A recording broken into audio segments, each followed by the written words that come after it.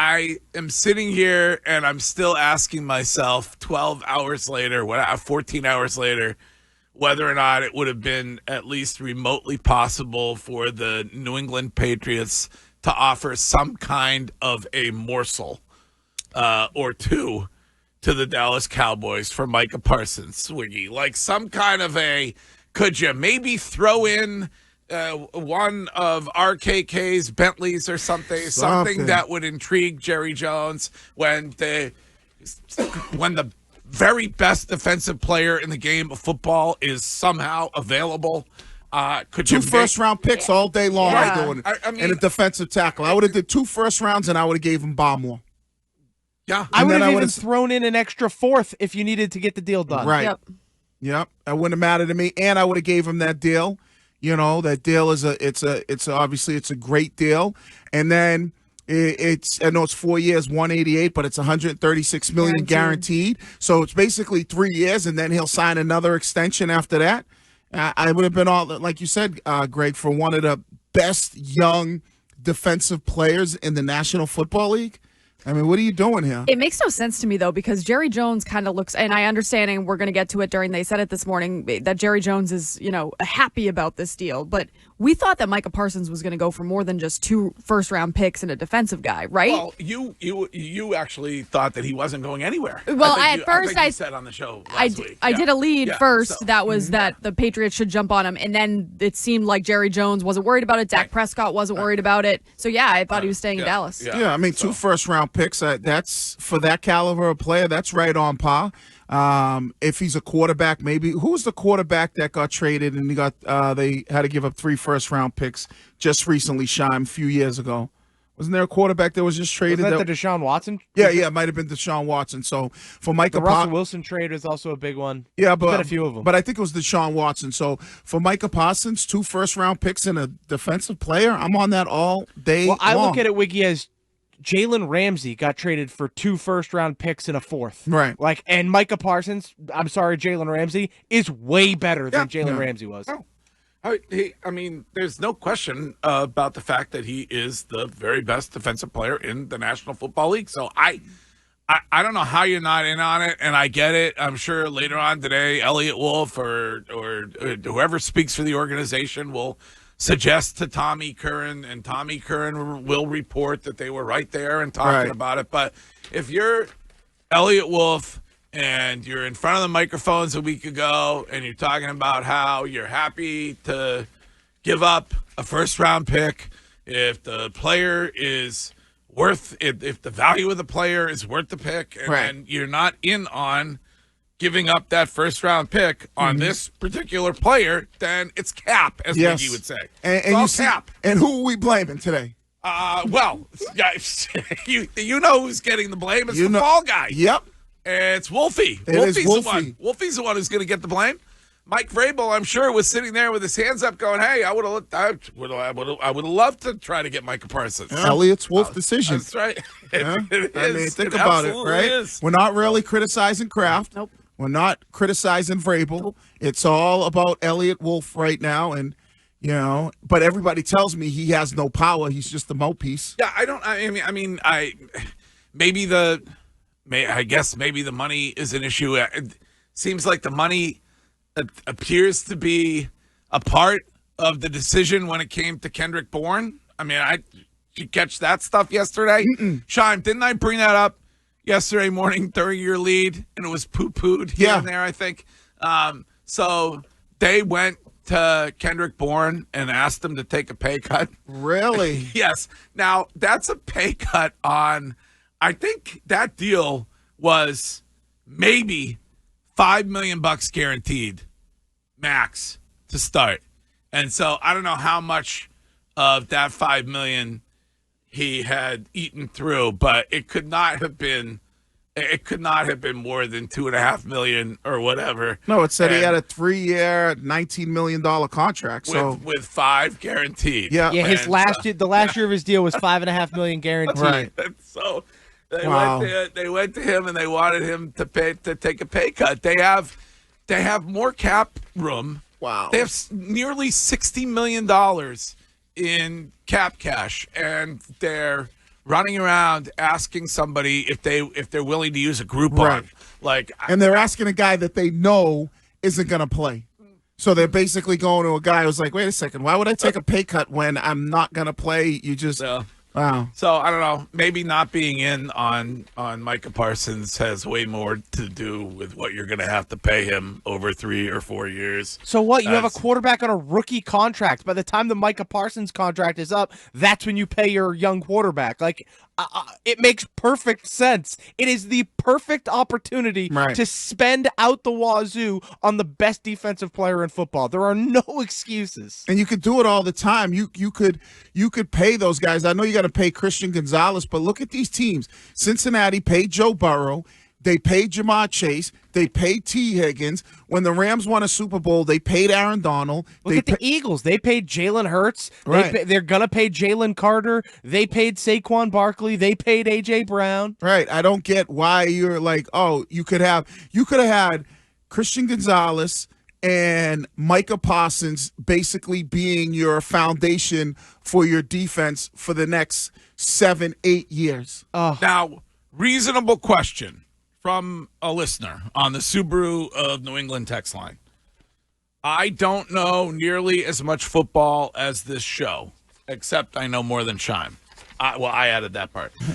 But with all the holes at wide receiver and O-line, why would you ever trade first-round picks? And so your answer? Well, I would trade first-round picks because you're getting a 2-time All-Pro, a 4-time Pro Bowler, and he's 26 years old, and he's an absolute disruptor on defense. So if your offense isn't going to be as good, or it's going to be an offense that's maybe run, kind of a short passing game, why not have your defense be one of the best defenses in the league with a young quarterback that, can use his legs and his athletic ability to make plays, but your defense can give teams nightmares, create turnovers, and then, you can always get a guy in free agency. You can, and especially when it comes to, and it probably should be the way you go about doing business with the O-line. Like, you've also drafted like dog water for like 5 straight years. Yes. Who cares about your first-round picks? Yeah, but get Micah Parsons. Right. I also don't think that Mike Vrabel would want Micah Parsons after how he answered, I believe, Wiggy's question on Monday, because he said he wants players that can help this roster right now. Yes, Micah Parsons would make this roster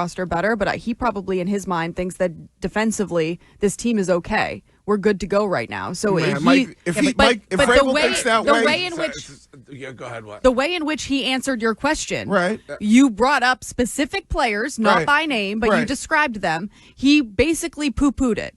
Well, he said Are you talking about when I asked about disgruntled players? No, I'm talking about when Wiggy asked about specific players. He said, I know we can't talk about these specific players, but you've got one guy that can come after the quarterback constantly. You've got one guy who has great hands, and you should be going after those players. And he said, I hear what you're saying. I mean, I'm not going to give an exact quote. I hear what you're saying, but I want to go for specific players that can help out this specific team. I don't know if it's them. Well, I would have to listen to that again.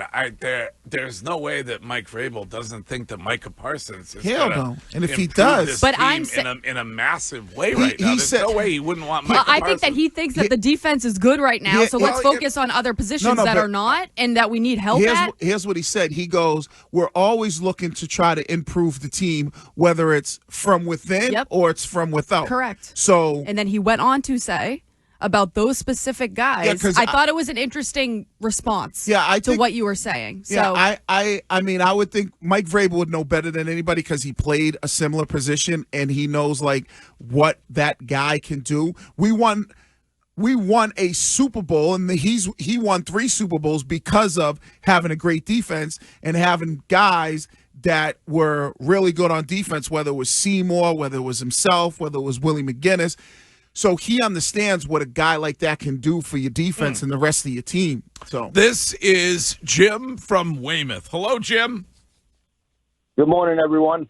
Happy Friday. Happy Friday. What's up? Happy Friday. Why are you letting Robert Kraft off the hook on this? We're not. I heard you guys exclusively blaming Elliott Wolf. No. Have you? Curtis had it. Curtis had it with the lack of spending over the last several years. Yeah, Jim, go ahead. How often do you get to listen to the show a lot?